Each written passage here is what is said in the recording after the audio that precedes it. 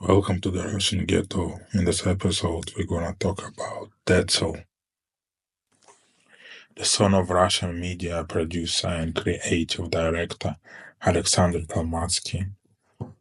Kirill Kalmatsky was born on 12 May 1983. He was born in Moscow, graduated from British International School, and then studied in Switzerland, where he was introduced to hip-hop music by a roommate and decided to become a rapper himself.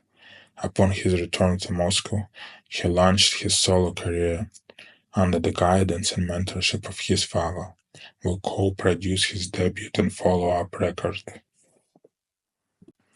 At the end of 1999, Kirill Tolmatsky, under the pseudonym Decl, released a music video for the song Pятница, which immediately became a hit on television. At that time, hip-hop in Russia was still a subculture rather than mainstream. For a small group of people, Russian language rap became the only alternative to the omnipresent pop music and the highly popular rock scene, an energetic streetball movement. However, the general audience was wary of the genre, as African American culture was largely unfamiliar to Russians. Additionally, far-right fringe groups were antagonistic towards the subculture, contributed to its negative perception. Этого. Пускай ей свою Африку и побреется там. Ребят, на самом деле вы дикие, мне кажется, нет? Итак, давайте четко выразим свою мысль. Почему вам не нравится Decl? Не уважаю музыку, не уважаю широкие штаны. Ага, Это все пошло от нигеров. ага. А вы расисты? Нет, мы нация. Нет. А вы все чисто русские, что ли, пацаны? Вы не уважаете ни себя, ни тех людей, которые вас... Ты свою страну предал! Не тех людей, которые вас Нигер! воспитывают. Необразованность, некомпетентность, невоспитанность, дикость. Речь учил. Нет. Не, давайте конкретно, это про музыку. Ну это просто... Это стих любой какой-то. подбор слов. Рэп можно просто говорить рэпом. У тебя смысл хоть в одном есть какая У меня смысла намного больше, чем сейчас в твоих словах. Да. Being a rapper meant not only going against the musical mainstream and creating an unexpected self-identity, but also putting yourself at risk. You could get beaten up just for wearing baggy pants. Back then, hip-hop could only be heard at festivals like rap music. The largest one took place in 2000, drawing just 10,000 people, and Adidas Streetball Challenge, or in nightclubs. It was at this moment that Decl appeared, a 16-year-old teenager and self-proclaimed rhyme champion, delivering simple but energetic lyrics. However, he didn't write them himself. The album was created by some of the most successful musicians and beat makers of the time.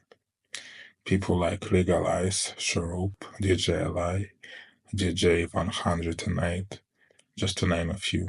Decl's father, producer Alexander Tolmatsky, along with his business partner Vlad Valov, aka Chef, decided to tap into this new musical genre in Russia and heavily invested in Decl's album Кто ты?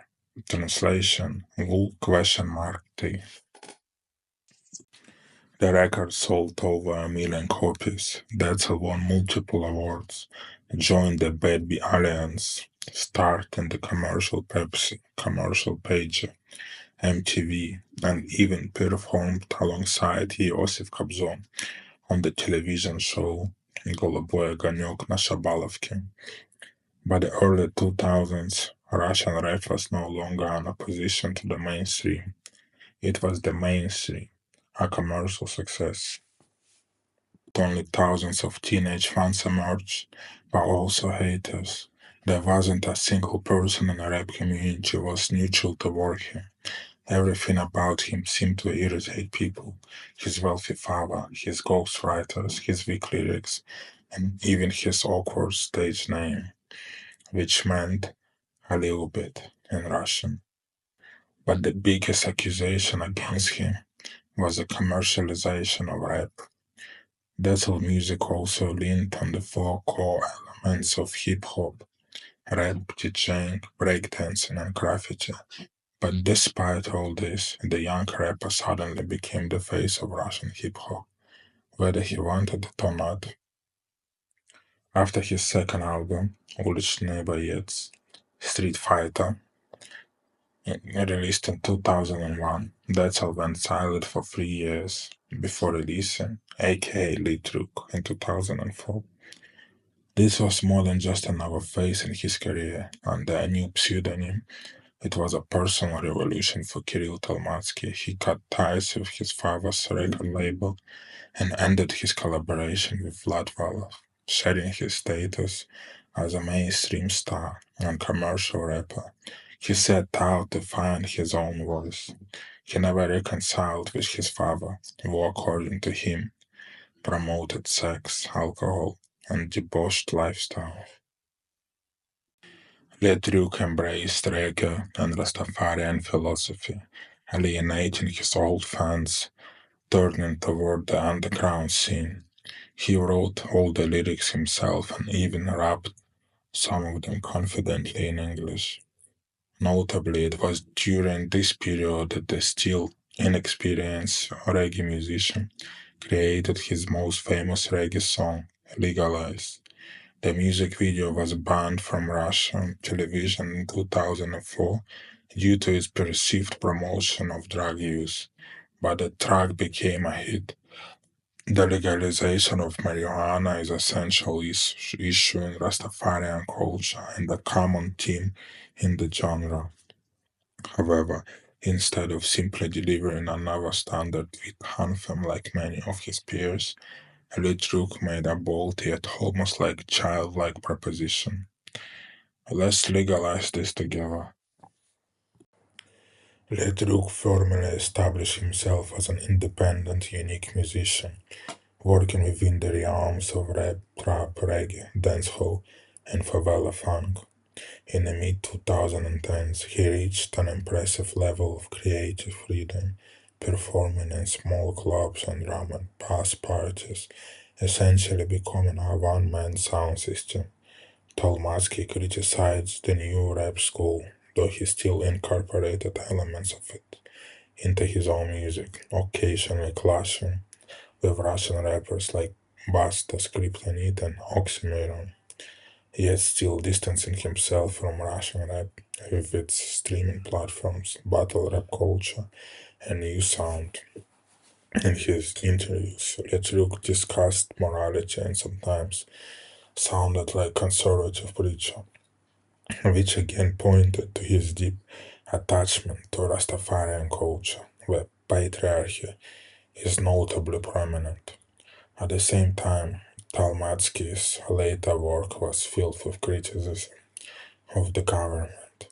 In the song Probki Stroika Gryaz, Traffic, Construction, Dirt from 2015 album, Letruk aggressively rapped, "The fish rots from the head, everyone around is an enemy, slaves are abandoning, a new face of the Cold War. Double standards, dictatorship of lies, who's still alive runs without looking back. The screws again tighter. A bloody regime. They've stolen everything that doesn't lie flat. Vodka still costs pennies." In his interview, he openly spoke against Putinism, though he also admitted that he didn't trust the opposition. At one point, Letruk revealed that he had declined to appear on Navalny's program, but couldn't explain why. He also had lyrics like "Mafia in the Kremlin," "That mafia is washing the dough," "KGB is covering," "Protecting the Ministry of Internal Affairs." This might not be the most skillful text, but few Russian rappers, aside from Noise MC and Face, will speak like this about the state. Decl, aka Litruk, died of heart failure on February 3rd, 2019, at the age of 36. Opinions about his work remain polarizing to this day. However, it's hard to argue that Kirill Talmatsky went through an extraordinary musical journey, combining not just different but opposing personas within himself. Decl essentially put Russian rap on a commercial track. Likely most people remember him exactly like that. And me, personally, knowing some of his closest friends, having talked to them, they all believe that Decl has been poisoned with Novichok on orders from Kremlin. Rest in peace, Decl, aka Truk, aka Kirill Talmatsky, a Russian rap legend who paved the way for today's Russian rap stars.